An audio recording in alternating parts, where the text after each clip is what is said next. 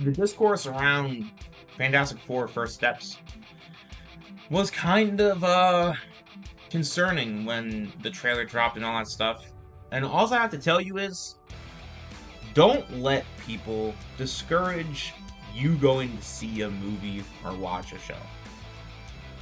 Some people were saying that it was going to be a bad movie for whatever angle that they were going at it from. And what I will tell you is, you should watch it. And I'll tell you why. First of all, I don't care whether you don't like Pedro Pascal or not. He's a good Reed Richards. And he's a good Mr. Fantastic. And I hear all the time, everybody complain that there's no movies about nuclear families anymore. Well, this movie has them. And First Steps really does show that the Fantastic Four is a real family. And it's actually written like a story that has actual, I don't know, good characters. Like, I like in this movie that they're actually established. It's kind of nice to have a movie where the heroes, like, they already got their powers, and they're kind of where they need to be in terms of, like, the world knows where, or the world knows who they are. They're the heroes of the world and all that stuff. And essentially, the world trusts them to protect them. They are the first family of the world, essentially. And so, I actually really like that dynamic. It's something that was different from the other three movies where they kind of didn't, like, yeah, the Fantastic Four were known. They were celebrities in the 2000s movies, but they weren't respected like how they are in this movie.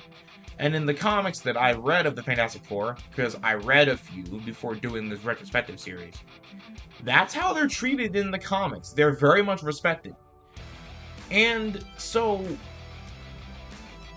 here's the thing, right? Like, I genuinely enjoyed the family aspect of this movie.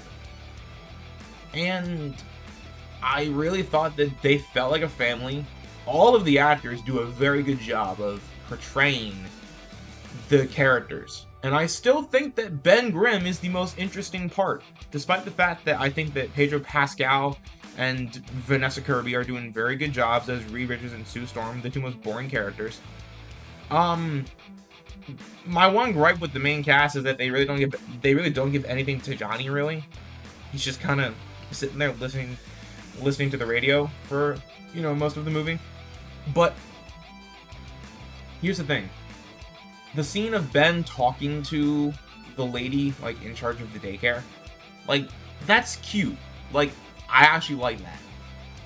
Like, we get to see Ben he's kind of still uncomfortable, but he's coming out of his shell, Like, it's kind of nice to see he's more comfortable being who he is. Like, that's a nice form of character growth for him that he doesn't really get in any of the other movies. It's a very endearing thing to see Ben Grimm being able to be himself after what happened to him, and he gets to embrace who he is, right? And so, while this movie is just a setup for Avengers Doomsday, as we see at the end of this movie, what I'll say is that as a standalone MCU movie, this was the best MCU movie that we had gotten in a while. We were starved for, like, good MCU movies for a while.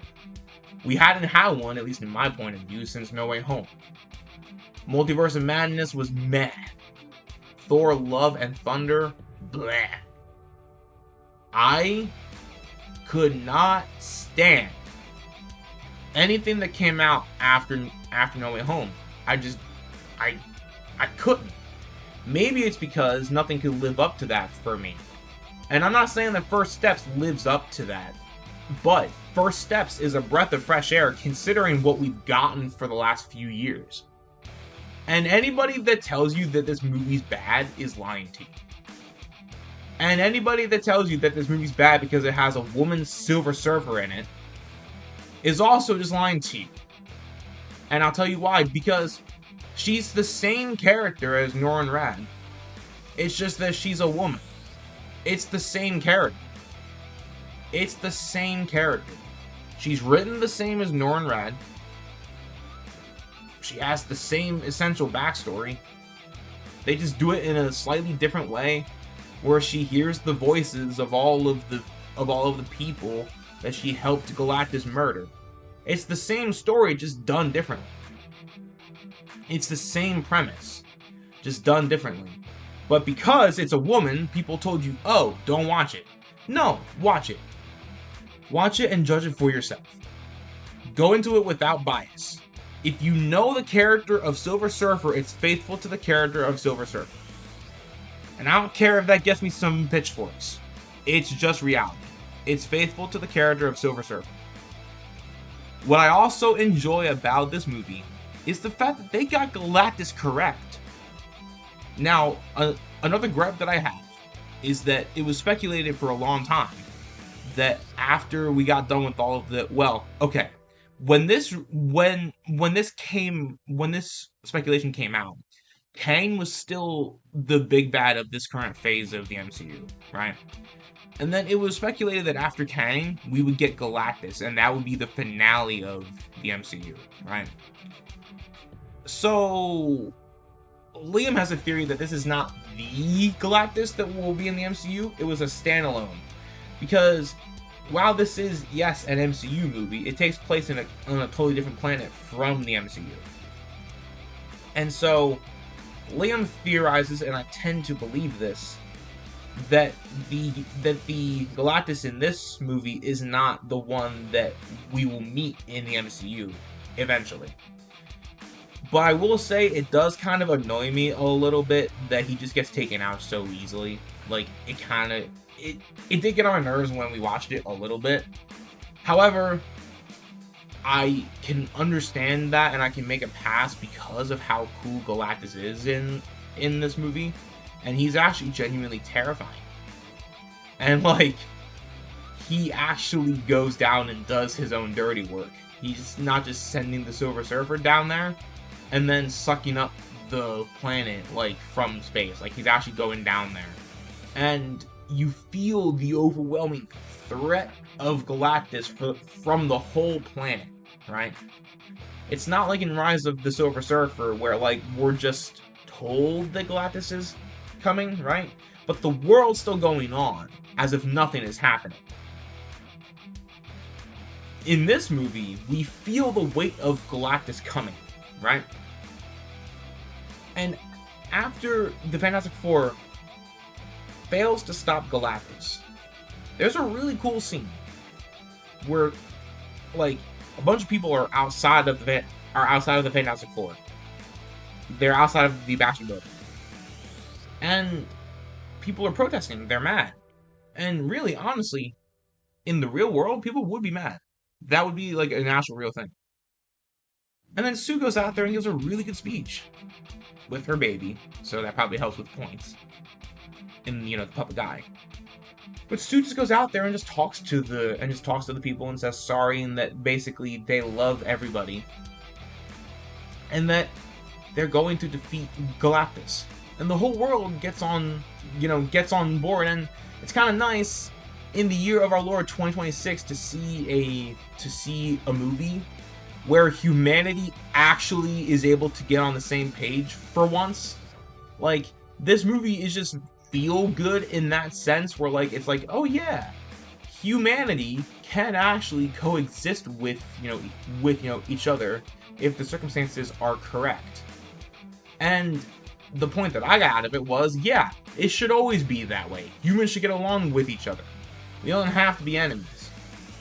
And so I really do enjoy the fact that we get humanity working as a team in this movie.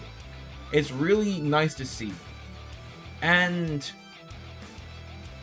here's the thing, Galactus comes to Earth for a singular purpose. Because he wants someone to take over for him after he's gone.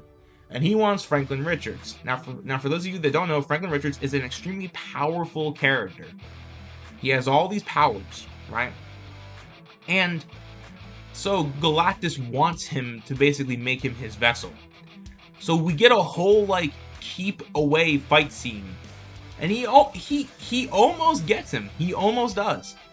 And the stakes are a lot higher in this than they were in Silver Surfer, because we didn't have all of the bullshit with, you know, Doom. Like, you know, Galactus is like the main villain of Rise of the Silver Surfer, but you wouldn't know that because of all of the bullshit that Doom is doing. No, this is one singular villain. We get one singular villain that the Fantastic Four have to stop, not only to save the planet, but to save their child.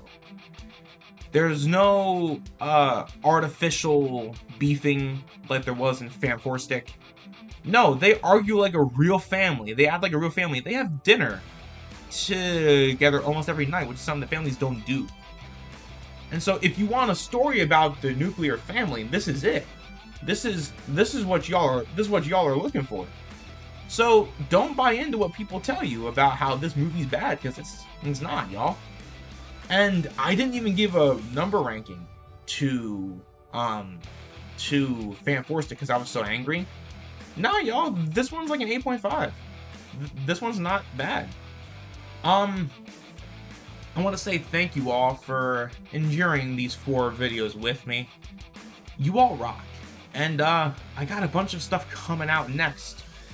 Be on the lookout, because I'm going to make a mega video for Born Again Seasons 1 and 2. I'm going to put them into one video. So, be on the lookout. Like and subscribe. I'll see you all soon, I guess.